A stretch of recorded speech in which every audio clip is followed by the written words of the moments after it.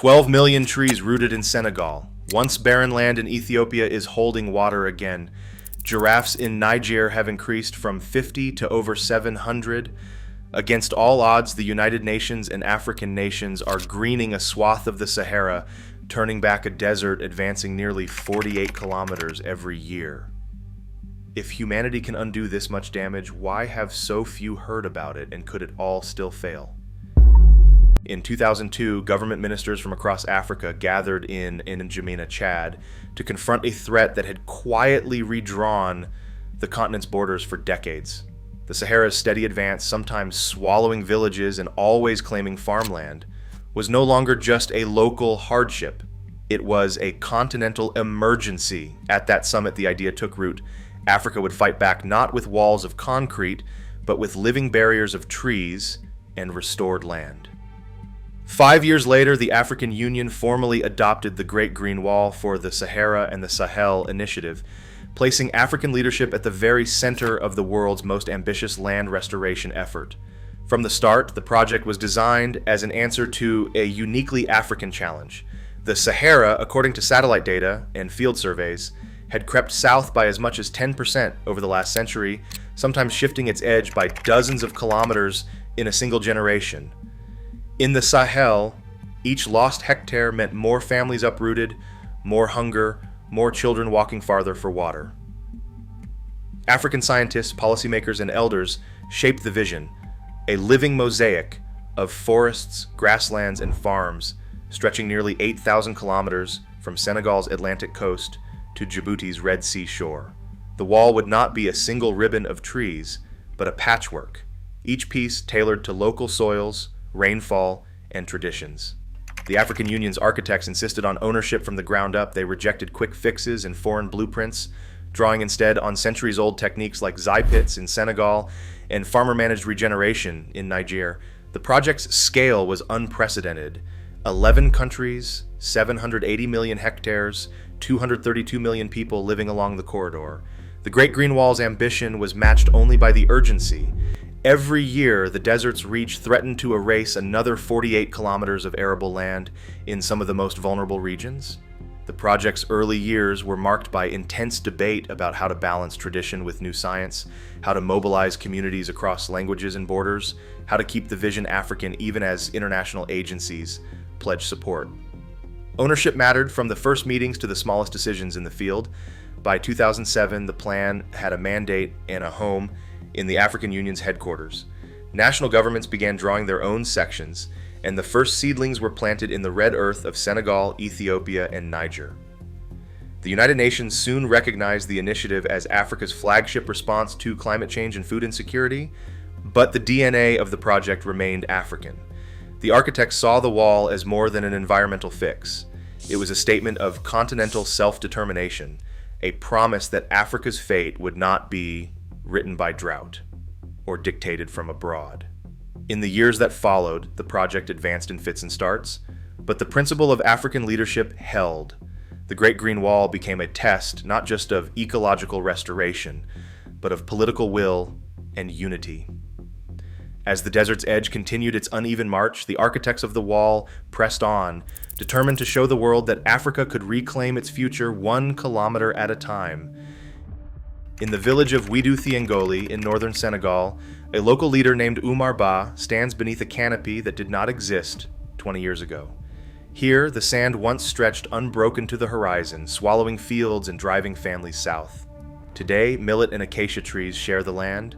Umar and his neighbors have dug thousands of zai pits, small hand-dug basins that trap precious rainwater and compost. These pits, an old Fulani technique, have coaxed life from soil many called dead.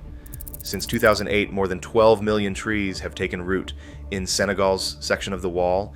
During the rainy season, the ground now holds water longer, and children walk to school instead of spending hours searching for wells. Villagers report that local rainfall has become less erratic, and for the first time in memory, some families have begun to harvest honey and wild fruits from what was once barren sand. In Ethiopia's Tigray region, a farmer named Almaz Tesfaye tends a hillside that nearly washed away in the drought of 2012. She remembers the year the rains failed and the wind stripped the fields bare. Working with her neighbors, Almaz built stone terraces and planted native grasses and trees along the contours. These simple barriers slow the flow of water, giving the land a chance to drink. During the next drought, meteorologists tracked an anomaly.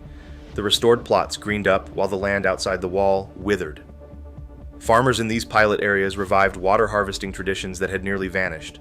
Today, Almaz's hillside produces enough sorghum to feed her family, and the roots of new trees anchor the soil against the next storm.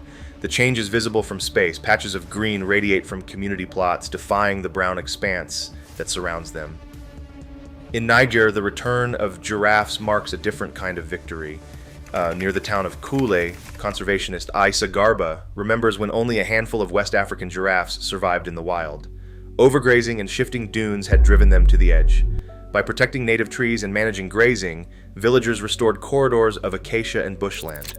The giraffe population has rebounded from just 50 in 1996 to more than 700 today. Local women's groups now run nurseries, raising seedlings for both wildlife and farms. The restored land supports beekeeping and small fruit harvests, offering new livelihoods where there were once only dust and loss. Across the wall, these stories repeat in different languages and landscapes. In each, people have turned local knowledge into green proof that restoration is possible. The evidence is not just in statistics or satellite images, but in the shade where none existed, in the taste of honey, and in the laughter of children whose futures have grown a little less uncertain. The numbers behind the Great Green Wall are as vast as the Sahara itself. On paper, the project's goal is nothing short of historic. Restore 100 million hectares of degraded land, pull 250 million tons of carbon from the atmosphere, and create 10 million jobs by 2030. That means transforming an area larger than Egypt within a single generation. To get there, countries along the wall would need to restore at least 10 million hectares every year. The official progress, though, tells a different story.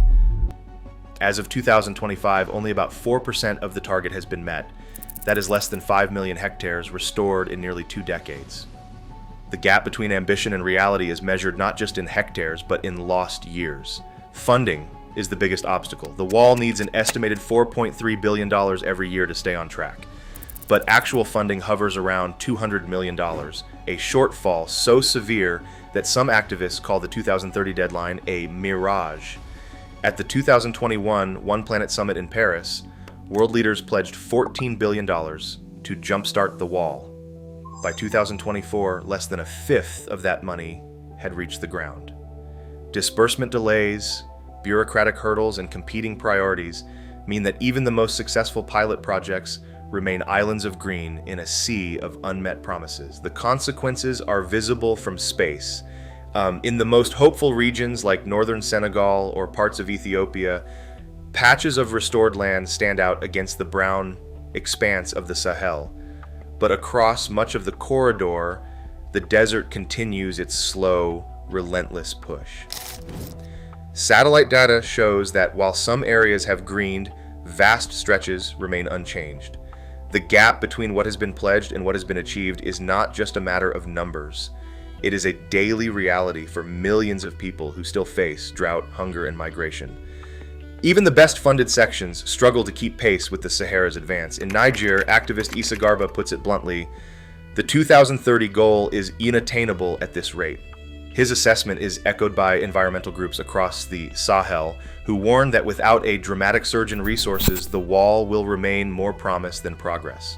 The wall's architects argue that every hectare restored is a victory, and that the project has already generated millions of jobs and improved food security in pilot zones. But the numbers leave little room for comfort. With only a fraction of the needed funding secured and just a sliver of the land restored, the gap between vision and reality grows wider each year. The world's most ambitious restoration effort stands at a crossroads, its future hanging not on hope, but on hard math and hard cash. In January 2021, world leaders stepped onto a Paris stage and pledged $14 billion to revive the Great Green Wall. The promise made headlines, but the money itself proved elusive. By the end of 2024, less than 1/5 of those billions had made it to the ground. The rest stalled in a maze of paperwork, competing priorities, and donor disputes. Funding for the wall does not flow in a straight line. It begins with grand announcements from the World Bank, the African Development Bank, France, the European Union, and others, each offering grants or loans, often tied to their own priorities. The money passes through international agencies, regional bodies, and national ministries before any saplings are bought or soil is turned. Inside this labyrinth, the $14 billion pledge fractured almost immediately. Half was earmarked for projects that predated the 2021 summit, leaving only a fraction for new restoration. Some donors insisted on co-financing or third-party verification, introducing delays that stretched into years. By March 2023, only $2.5 billion of the Paris Pledge had been dispersed, and even that was split between legacy programs and the new Accelerator Initiative. In Benin, a €3 million loan from IFAD was still waiting for final approval 2 years after the pledge. African governments, for their part, rarely allocate national budgets for the wall. Instead, they wait for external aid, constrained by rules set in distant capitals. A UN restoration official, pressed on the delays, described the system as a relay race where the baton is always just out of reach. The Pan-African Agency for the Great Green Wall cannot redirect sovereign funds, even when local projects are ready to launch. Fiduciary requirements, verification standards, and proposal reviews pile up. In the words of one finance officer, the paperwork can outlast the trees. While bureaucratic inertia slows progress, threats on the ground add another layer of risk. In the Sahel's heart, violence and security have forced entire restoration sites to be abandoned. Since 2012, insurgent and jihadist groups have destabilized rural areas in Mali, Burkina Faso, and Niger, disrupting nurseries and driving off project guardians.